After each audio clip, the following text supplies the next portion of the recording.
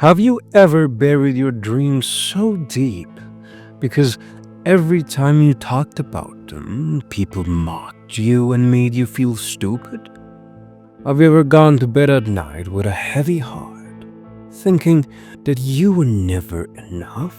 You realize that none of this is because you're weak, but because you've been carrying other people's negative thoughts for far too long. Stay with this video. You're not alone. Daniel grew up in a beautiful village where stone houses rested beneath olive trees and narrow path connected every life to the next. In that village, everyone knew everyone, and everyone talked. From a young age, Daniel loved learning.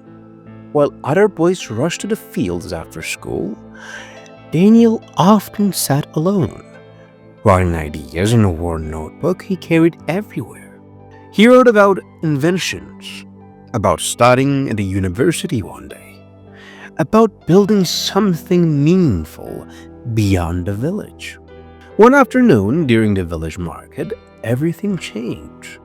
Daniel had pinned a few hand-drawn designs to a wooden board near the square. Simple ideas for tools that could make farming easier. He had stayed up late working on them, believing naively that people might be interested. Instead, laughter filled the air. "Look at him," someone said loudly. "The village thinker." Another mocked. "You planning to save the world with drawings?" People gathered, not to listen, but to joke.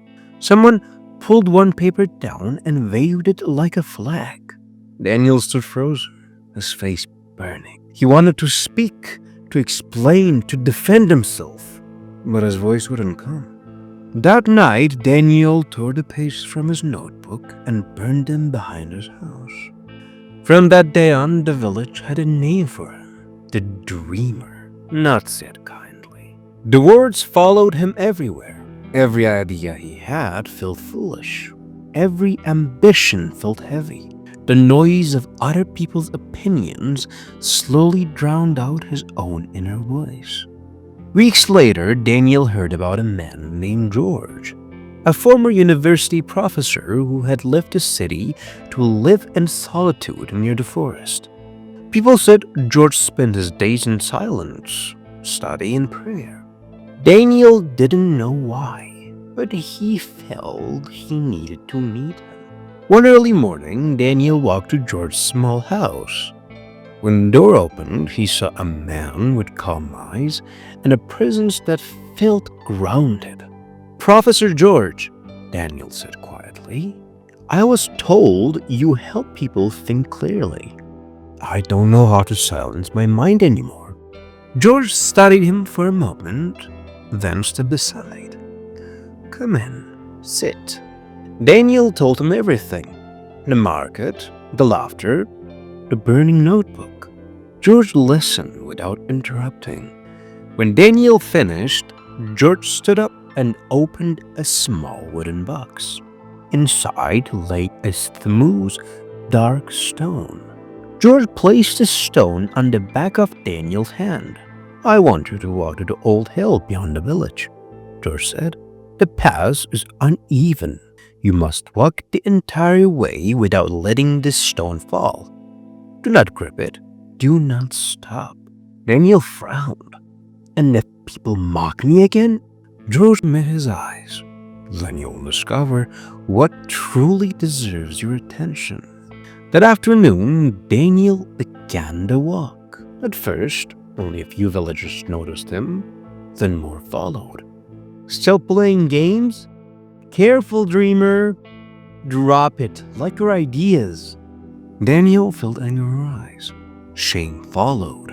Each time he turned his attention toward them, the stone shifted dangerously. He forced himself to look ahead instead. Step by step, something changed. The voices softened. His breathing steadied. His world narrowed to the balance and moment. By the time he reached the hill, the stone was still there. When Daniel returned, George smiled. You see, George said, noise doesn't disappear. Focus simply makes it powerless. George gave Daniel a principle to live by. Choose one meaningful task each day. Work in silence. When opinions come, do not wrestle them. Return to your balance. Daniel obeyed. He rebuilt his notebook. He studied quietly. He practiced discipline instead of defense. Months passed, then years. Daniel left the village to study. He failed sometimes. He doubted himself. But he never returned to the noise. Eventually, Daniel was accepted into a respected university, the same university where George had once taught. Daniel excelled, not because he was the loudest or most gifted, but because he was focused. His team won first place in national academic competitions. At the award ceremony, Daniel was invited to speak. Before stepping onto the stage, he asked softly, "Is Professor George here?" An administrator shook her head. "He passed away some years ago." Daniel paused, then walked to the podium. "My success," Daniel said, "began the day I stopped listening to laughter and started listening to purpose." He told the story of the stone, of the walk, of the man who taught him silence. "I didn't win because I was fearless," Daniel said. "I won because I learned where to place my attention." And in the silence that followed, George's lesson lived on. So, let me ask you this. Will you keep listening to the noise? Or will you choose your focus? Will you keep explaining yourself to people who don't listen? Or start building in silence? Daniel didn't succeed because the world changed. He succeeded because he did. And now, the real question is, what will you choose? If this story spoke to your heart, subscribe for more stories that will remind you of your worth.